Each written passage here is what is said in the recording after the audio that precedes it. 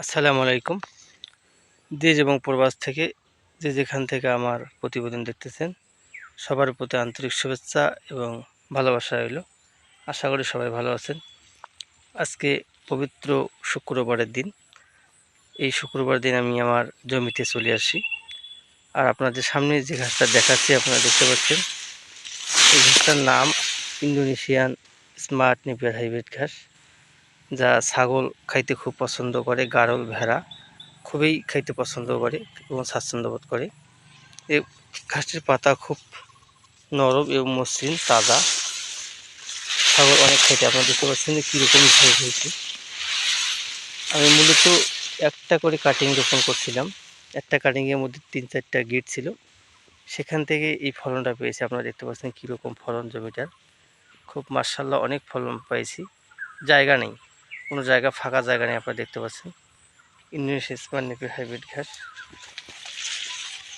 আপনারা দেখতে পাচ্ছেন কীরকম ফলন হয়েছে মাশাআল্লাহ। যারা গরু, ছাগল, ভেড়া পালন করেন তারা অবশ্যই এই ইন্দোনেশিয়ান স্মার্ট নেপিয়ার ঘাসের চাষ করুন, খামারের সফলতা বয়ে আনুন।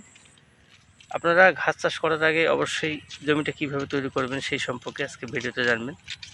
যারা এই ইন্দোনেশিয়ান স্মার্ট নেপিয়ার ঘাস চাষ করবেন তারা অবশ্যই উঁচু জমি নির্বাচন করবেন। জমিটা প্রথমে আপনাদের হ্যারো বা ট্রাক্টর দিয়ে 3 চাষ করে নিতে হবে। তার সাথে মুরগির বীজটা, ছাগলের বীজটা সমান পরিমাণ ছিটাই দিতে হবে। তারপর আপনার চারা সংগ্রহ করে আপনার দূরত্ব হচ্ছে যে 2 ফিট পর পর এই ইন্দোনেশিয়ান স্মার্ট নেপিয়ার হাইব্রিড ঘাসের কাটিং হালকা একটু 1 ইঞ্চির নিচে মাটির নিচে গর্ত করে দিয়ে বসিয়ে দিলে ওখান থেকে আপনার 8-10 দিন পর অঙ্কুরোদ্গম হয়ে যাবে। সেখান থেকে আপনার গজাবে। গজালে আপনাদের দ্রুত ভালো ফলন পাবে। এই ঘাস খুবই একটা আমেরিকা থেকে এসেছিল, ইন্দোনেশিয়ান। আমরা তেনার কাছ থেকে সংগ্রহ করে চাষ করছি।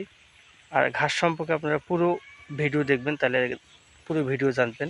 আপনারা যারা ঘাস জানেন এবং ইন্দোনেশিয়ান স্মার্ট নেপিয়ার সম্পর্কে জানেন, বিস্তারিত জানতে হলে আপনারা অবশ্যই এই ভিডিওটা আপনার শুরু থেকে শেষ পর্যন্ত দেখবেন। তাহলে আপনারা জানতে পারবেন যে ইন্দোনেশিয়ান স্মার্ট নেপিয়ার ঘাস সম্পর্কে। আপনারা দেখতে পাচ্ছেন যে ভিডিওটা আমি দেখাচ্ছি আপনার কীরকম ফলন। আর ঘাস সম্পর্কে জানতে হলে আপনারা অবশ্যই আমার স্ক্রিনে দেওয়া নাম্বারে ফোন করবেন এবং সরাসরি কল করবেন। তাহলে আপনারা কাটিং, ভালো মানের কাটিং কোথায় পাবেন সেই সম্পর্কে জানতে পারবেন। যারা চ্যানেলে নতুন সদস্য আছেন অবশ্যই আমার চ্যানেলটা আপনারা একটা সাবস্ক্রাইব করবেন, লাইক করবেন, কমেন্ট করবেন। যারা নতুন সদস্য আছেন আপনারা দেখতে পাচ্ছেন যে কীরকম ফলন হয়েছে আমার ঘাসগুলার।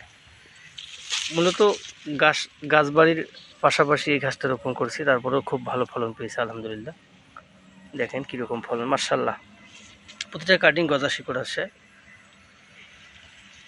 যদি ভিডিওটি ভালো লাগে অবশ্যই সাবস্ক্রাইব করবেন দয়া করে চ্যানেলটা। নতুন দর্শকদের উদ্দেশ্যে বলছি। আপনাদের সুস্বাস্থ্য কামনা করে এখানে শেষ করলাম। আসসালামু আলাইকুম।